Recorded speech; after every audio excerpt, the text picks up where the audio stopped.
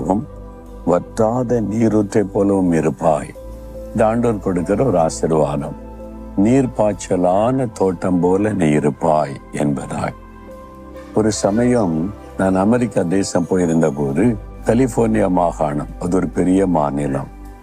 அதில் நாங்கள் பிரயாணப்பட்டு போகும்போது பார்த்தீங்கன்னா, அப்படியே ஏக்கர் ஆயிரக்கணக்கான ஏக்கர் தோட்டங்கள், பல தோட்டங்கள் இருக்கும்.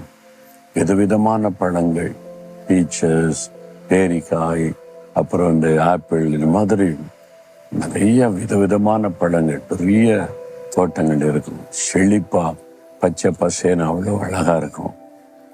இதை பார்த்தா ரொம்ப ஆச்சரியம். இவ்வளோ செழிப்பா, இவ்வளோ அழகா காய்ச்சி அந்த பழங்கள்லாம் தொங்குறத பார்த்தா மகிழ்ச்சி. அதெல்லாம் ஓடி போய் நின்று ஃபோட்டோலாம் எடுத்துட்டு வந்தேன். பார்க்கவே அழகா இருந்தது. ஒரு வருஷம் போயிருக்கும்போது பார்த்தா எல்லா தோட்டமும் காய்ந்து கிடக்குது. நாங்கள்